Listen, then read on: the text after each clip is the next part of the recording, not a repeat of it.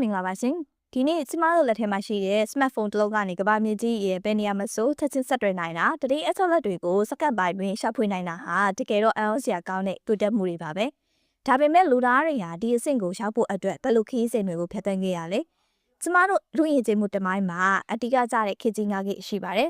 ဒီနေ့ဗီဒီယိုမှာတော့အဲ့ဒီခေတ်9ခေတ်အကြောင်းနဲ့ကျမတို့မြန်မာနိုင်ငံအနေနဲ့ကမ္ဘာကြီးနဲ့ရှင်မောင်တက်နိုင်မှုယခုနောက်ဆုံးရောက်နေတဲ့ခေတ်ကြီးမှာဘယ်လိုတွေးခေါ်ပုံတွေပြောင်းလဲဖို့လိုရလဲဆိုတာကိုမျှဝေပေးသွားပါမယ်။ဒါဆိုရင်စလိုက်ကြရအောင်။ပထမဆုံးခေတ်အမဲလိုက်ခေတ်လူသားတွေစတင်ရှင်သန်ခဲ့ပြီးတဘာဝတရားကိုအမိပြုကအမဲလိုက်အတံမွေရဲ့အခြေခံခေတ်ပါ။နံပါတ်1စိုက်ပျိုးရေးခေတ်အတိအကျနေထိုင်ပြီးလေယာတွေကိုအသုံးချကစိုက်ပျိုးမွေးမြူလာတဲ့ခေတ်။နံပါတ်3စက်မှုခေတ်ဆက်ရုံအလုံးယုံတွင်ဆက်ရန်တရားတွေနဲ့အကြီးအကျယ်ထုတ်လုပ်လာတဲ့ခေတ်နံပါတ်4သတင်းအချက်လက်ခေတ်ကွန်ပျူတာအင်တာနက်တွေနဲ့ data တွေကိုအဓိကထားပြီးအလုပ်လုပ်တဲ့ခေတ်နံပါတ်5ပညာခေတ်ဒါကတော့ယခုကျမတို့သွားနေတဲ့အသိဉာဏ်ပညာကိုအခြေခံပြီးတန်ဖိုးဖန်တီးတဲ့အမြင့်မားဆုံးခေတ်ပဲဖြစ်ပါတယ်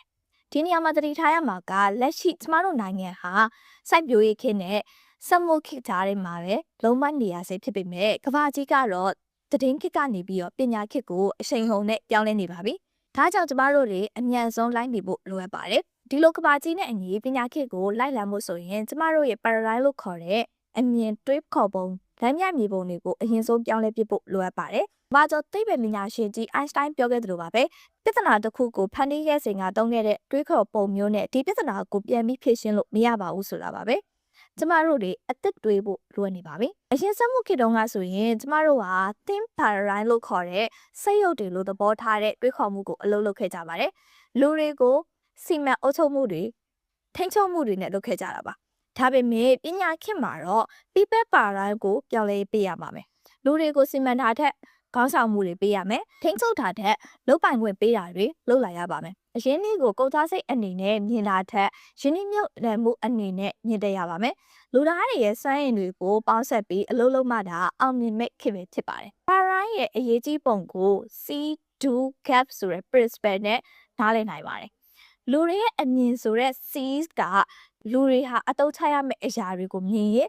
ကိုယ့်ရဲ့အပြုတ်မှု do ကလည်းထိန်းချုပ်ဖို့ပဲလုပ်မှာပါ။ဒါဆိုရင်ရလာတဲ့ရလဒ်ဆိုတဲ့ gap ကလည်းလူတွေရဲ့အစွမ်းကုန်မထုတ်နိုင်တဲ့ရလဒ်မျိုးပဲရပါလိမ့်မယ်။ဒါပေမဲ့ကိုယ့်ရဲ့အမြင် C ကတော့လူတွေဟာပင်ကိုစွမ်းရည်တွေရှိတယ်လို့မြင်တယ်။ကိုယ့်ရဲ့အပြုတ်မှုဒူးကလည်းသူတို့ရဲ့စွမ်းရည်တွေကိုဖော်ထုတ်ပေးဖို့ဖြစ်မှာပါ။ဒါဆိုရင်ရလာတဲ့ရလဒ် gap ကလည်းအရင်ထက်ပိုကောင်းတဲ့ရလဒ်တွေရရှိမှာဖြစ်ပါတယ်။ဒီလိုပညာခေတ်ကြီးမှာမိမိကိုယ်ကိုအကောင်းဆုံးရှင်နိုင်ဖို့ 3H လို့ခေါ်တဲ့အဓိကအရေးချင်း3ခုကိုတိစောက်ရပါမယ်။ပထမဆုံးတစ်ခုက have ဆိုတဲ့ခေါင်းမှာ knowledge လို့ခေါ်တဲ့အသိပညာဒုတိယ hand ကတော့ လက်ပါ scale လို့ခေါ်တဲ့လက်တွေ့ကျွမ်းကျင်မှုနည်းပညာနဲ့တတိယ half ကတော့နှလုံးသားပါ attitude လို့ခေါ်တဲ့နိုင်ငံနဲ့စိတ်နေသဘောထားတွေပဲဖြစ်ပါတယ်ဒီသုံးခုထဲမှာစာဖတ်တနတ်တက်ပြီး knowledge ရအောင်လုပ်ဖို့ကအလွယ်ဆုံးဖြစ်ပြီးတော့ attitude ဆိုတဲ့စိတ်နေသဘောထားအမှန်တကယ်ပြောင်းလဲအောင်ပြုစုပြောင်းထောင်ဖို့ကအခက်အခဲဆုံးပါပဲဒါပေမဲ့ကိုယ့်ရဲ့စိတ်နေသဘောထားမှန်ကန်မှသာခိုင်မာတဲ့ရည်ရှိတိုးတက်မှုကိုရရှိနိုင်မှာပါဒီခေတ်သစ်မှာအောင်မြင်ဖို့ဆိုရင်ပေါင်းစပ်ညီနိုင်မှုရဲ့အရာတာကိုနားလည်ဖို့လိုပါတယ်စာတမ်းတွေထဲမှာဆိုရင်စနစ်တကျတွေးခေါ်တတ်မှု system thinking ကိုတောင်သူတယောက်နဲ့ဥပမာပေးထားပါတယ်တောင်သူတယောက်ကမိုးလေဝသအခြေအနေတွေကိုလည်းသိရမယ်မျိုးစေ့ကိုလည်းသိရမယ်မြေဩဇာကိုလည်းသိရမယ်ဒါတွေအားလုံးပေါင်းစပ်မှသာအောင်မြင်တဲ့စိုက်ပျိုးမှုကိုရမှာပါအလားတူပဲကိုယ်ပိုင်အရေးချင်းတွေကိုတိစောက်တဲ့အခါမှာလဲ character ဆိုတဲ့စိတ်နေသဘောထားနဲ့ confidence ဆိုတဲ့ကျွမ်းကျင်မှုတွေကိုပေါင်းစပ်ပြီးအလုံးလုံးမှသာပညာခေတ်ရဲ့ထံမှုကိုဖန်တီးနိုင်မှာဖြစ်ပါတယ်ဒီရောချုပ်အနေနဲ့ပြောရရင်ကျမတို့အားလုံးဟာခေတ်ရဲ့စီကြောင်းအရာပညာခေတ်ကိုမလွဲမသွေတွားနေကြရပါပြီဒီခေတ်မှာ think global act local ဆိုတဲ့ကမ္ဘာအမြင်နဲ့တွေ့ဒေတာတွေမှာအကောင့်တွေပေါ်ဆိုတဲ့အဆင့်တကိုကြော်လွန်ပြီး